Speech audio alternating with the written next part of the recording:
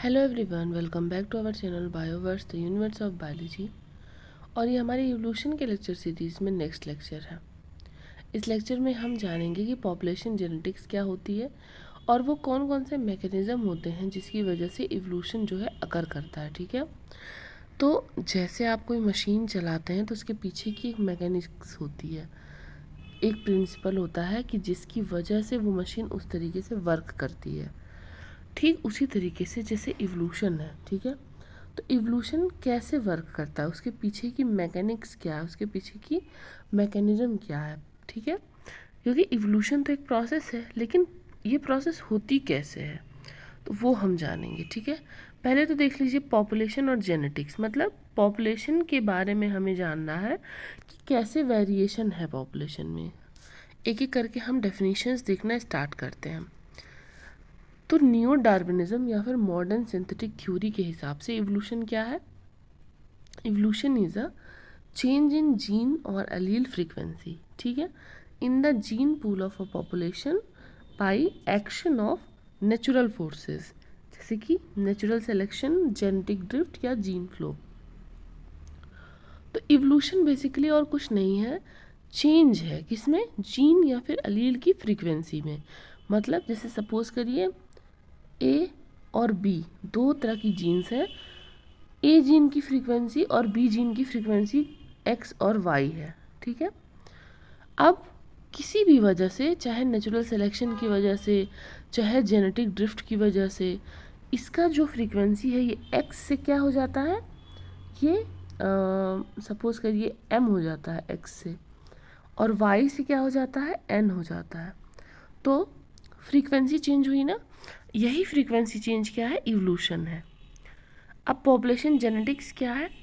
Study of variation in the allele frequency in a population and the causes for such variation. ठीक है, अब evolution में तो gene frequency, allele frequency change हो रही थी, तो पॉपुलेशन जेनेटिक्स में आप क्या करेंगे, उन्हीं वेरिएशंस को पढ़ेंगे कि एलील फ्रीक्वेंसी कैसे चेंज हो रही है, कितनी चेंज हो रही है, क्यों चेंज हो रही है, और उस वेरिएशन का कॉज क्या है। ठीक है, अब इसको पॉपुलेशन जेनेटिक्स को पढ़ने के लिए पहले तो आपको समझना पड़ेगा कि हम पॉपुलेशन किसको कह रहे हैं, पॉपुलेशन टर्म क्या डिफाइन करता है। ठीक है, तो पॉपुलेशन क्या है? Group of organism of same species living in the same area producing fertile offspring. ठीक है, तो पॉपुलेशन का डिफिनीशन है कि सेम स्पीशीज होनी चाहिए, सेम एरिया में होनी चाहिए, और वो फर्टाइल ऑफस्प्रिंग पैदा करें तो ही वो पॉपुलेशन होगी। मतलब उनकी जो इनब्रीडिंग है उससे एक फर्टाइल ऑफस्प्रिंग पैदा हो रही है। ठीक है, फॉर एग्जांपल जैसे ह्यूमंस इंडिया में भी रह रहे हैं, ह्यूमंस अमेरिका में भी रह रहे हैं, लेकिन इन दोनों ह्यूमन को पॉपुलेशन नहीं कहा जाता है क्योंकि एरिया डिफरेंट है। ठीक है, अब आप हैं, आपके साथ मान लीजिए बहुत सारी भेड़ बकरियां रह रही हैं, तो आप और वो मिलके पॉपुलेशन नहीं बना सकते क्योंकि स्पीशीज़ अलग है। तो इसी तरीके से एरिया भी सेम होना चाहिए, स्पीशीज़ भी सेम होनी चाहिए, और क्या कंडीशन है कि फर्टाइल ऑफस्प्रिंग उनकी इनब्रीडिंग से पैदा हो।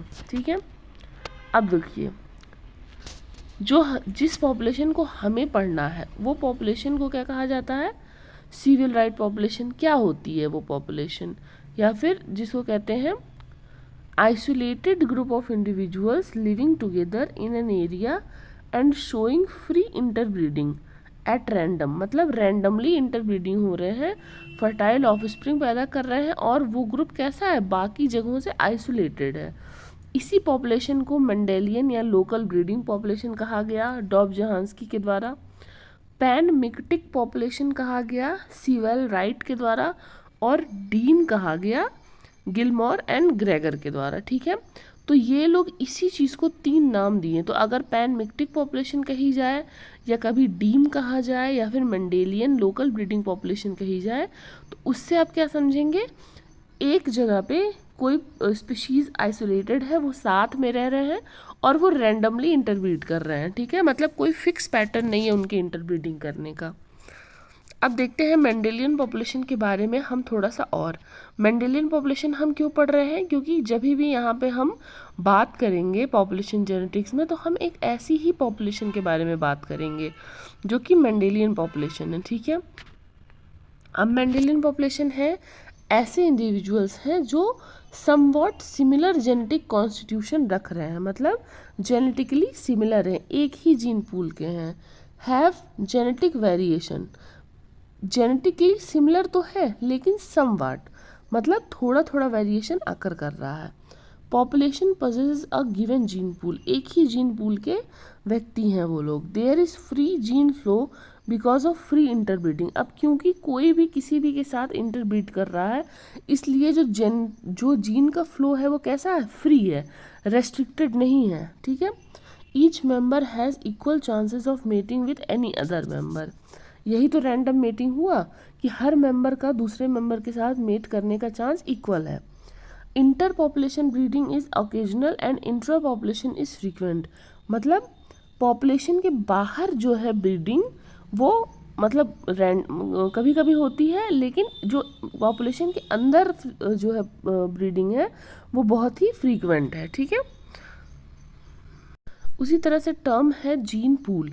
जीन पूल क्या है, sum total of all the copies of every type of allele at every locus in all the member of a Mendelian population, मतलब पॉपुलेशन में जितनी भी कॉपीज़ है हर तरह के अलील की, ठीक है, हर लोकस पे, उसी को हम क्या कहते हैं, जीन पूल कहते हैं। मतलब सम total of alleles present in the gamete of a Mendelian population, मतलब कि अगर एक ही जीन के लिए टॉल और स्मॉल दोनों एलील्स हैं तो इन सब को जोड़ जाड़ के जो बनेगा वो बनेगा जीन पूल, मतलब हर तरह के वेरिएशन को इंक्लूड किया जा रहा है तब वो उस पॉपुलेशन का जीन पूल बनाता है।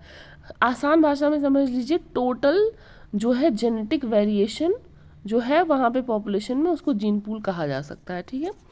It maintains its integrity as long as no interbreeding, ठीक है, ये तभी तक अपनी इंटेग्रिटी को मेंटेन रख पाता है जब तक कि कोई इंटरब्रीडिंग नहीं हो रही है। अब जीन फ्लो क्या है, जीन फ्लो है transfer of genes from one population to other due to interbreeding, ठीक है, मतलब जीन फ्लो नाम से ही पता चल रहा है कि जीन कहीं फ्लो कर रही है, तो फ्लो कैसे करेगी, इंटरब्रीडिंग के द्वारा।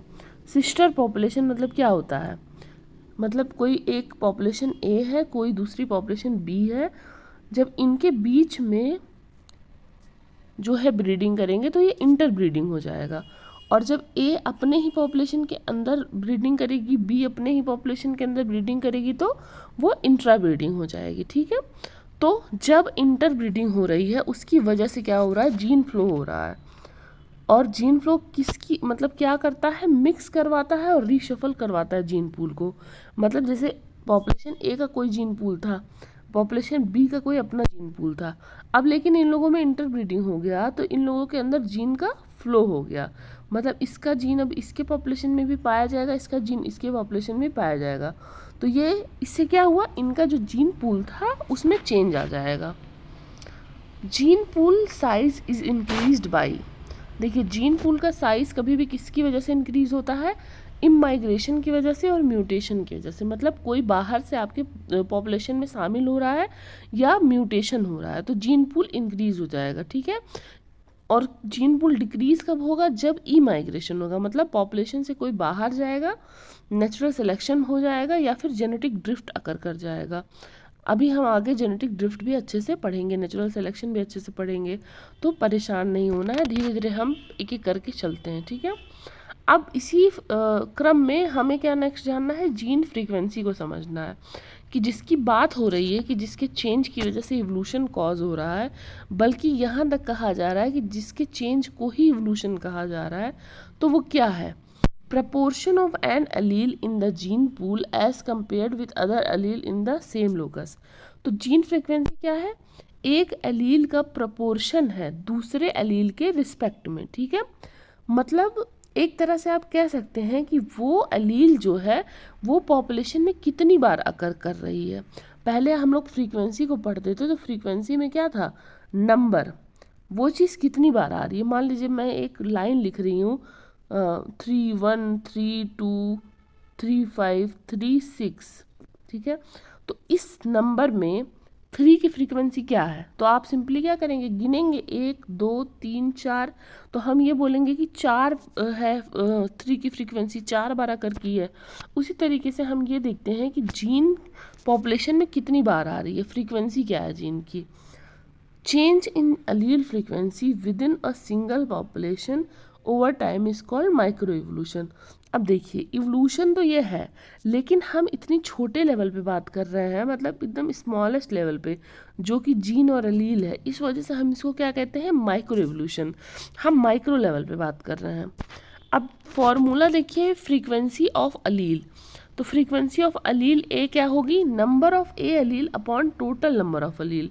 मतलब टोटल नंबर मान लीजिए 200 है, उसमें से 100 लोगों के पास ए वाली एलील है, तो उसकी फ्रीक्वेंसी क्या हो जाएगी, सिंपली 0.5। ठीक है, मतलब 0.5% लोगों के अंदर 0.5% लोगों के 0.5% नहीं कहा जाएगा, मतलब 50% लोगों के अंदर वहाँ पे ये अलील पाई जा रही है। ठीक है, अब नंबर ऑफ ए अलील कैसे निकलेगा, तो 2 into number of A homozygote plus number of A heterozygote upon 2 into total number of individual. ठीक है, ध्यान से समझिए, ए होमोजाइगोट में, ठीक है, 2 बार है ना, ये ए एलील 2 बार आ रही है, हमें ए एलील का तो फ्रीक्वेंसी जानना है, और ये हेट्रोजाइगोट में 1 बार आ रही है, तो इसीलिए ए होमोजाइगोट का जो नंबर है उसको हम 2 से मल्टीप्लाई करेंगे, और ये नंबर ऑफ जो ए हेट्रोजाइगोट है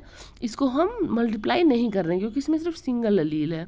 ये फॉर्मूला है। ठीक है, तो आप देखिए अब हमें फ्रीक्वेंसी ऑफ ए निकल गया। अब हम क्या करते हैं, ये मान लेते हैं कि फ्रीक्वेंसी ऑफ ए जीन क्या थी, पी, और फ्रीक्वेंसी ऑफ स्मॉल ए क्या थी, क्यू। मतलब एक पॉपुलेशन में 2 जीन्स पाई गई, 2 अलील्स पाई गई, कैपिटल ए और स्मॉल ए। तो कैपिटल ए की जीन फ्रीक्वेंसी मानते हैं पी, और स्मॉल ए की जीन फ्रीक्वेंसी मानते हैं क्यू। तो ये रूल है कि p plus q is equal to 1, हमेशा 1 होगा। कभी भी आप किसी मतलब पॉपुलेशन के लिए 2 जीन्स की जब फ्रीक्वेंसी निकालें, तो उसमें जैसे एक डोमिनेंट होगा एक रेसेसिव होगा, तो दोनों जीन को मिला के जो फ्रीक्वेंसी बनेगी वो हमेशा 1 बनेगी। ठीक है, और एक बात और ध्यान रखिएगा, कभी भी आप कैलकुलेट करिए तो अप टू 3 डेसिमल पॉइंट्स तक, मतलब पॉइंट के बाद 3 डिजिट्स तक आप कैलकुलेट करिए ज़्यादा एक्यूरेसी के लिए। ठीक है, तो P प्लस क्यू हमेशा क्या होगा, 1 होगा, मतलब डोमिनेंट और रेसेसिव जीन जो है उनकी पूरी फ्रीक्वेंसी मिला के 1 के इक्वल होनी चाहिए। ठीक है, तो ये थी आपकी सिंपली जीन फ्रीक्वेंसी। अब आते हैं जीनोटाइप फ्रीक्वेंसी पे। तो जैसे आपको पता है जीनोटाइप क्या होता है, जीनोटाइप होता है कॉम्बिनेशन, कि 2 ही जीन्स को लेके, 2 ही अलील्स को लेके हम कितने कॉम्बिनेशन बनाते हैं। तो आपको पता है कि एक डोमिनेंट और एक रेसेसिव को लेके 3 तरीके की जीनोटाइप बन सकती है। ठीक है, मतलब पहले तो डोमिनेंट होमोजाइगस और रेसेसिव होमोजाइगस, और एक हेट्रोजाइगोट बन सकता है। तो 3 तरह के जीनोटाइप बन सकते हैं। अब तो हमने क्या किया, हमने इसको भी नाम दे दिया। तो जो हमारा डोमिनेंट होमोजाइगस है उसकी फ्रीक्वेंसी को हमने बोल दिया p², मतलब एक पॉपुलेशन में इतने लोगों की ये जीनोटाइप होगी ए। ठीक है, फिर दूसरा क्या किया, जो रेसेसिव हमारा होमोजाइगस थे उन्हें हमने फ्रीक्वेंसी का नाम दे दिया q², एक पॉपुलेशन में इतने लोगों की ये वाली जीनोटाइप होगी। ठीक है, और उसी तरीके से इतने हेट्रोजाइगोट्स को हमने क्या कर दिया, 2p कर दिया।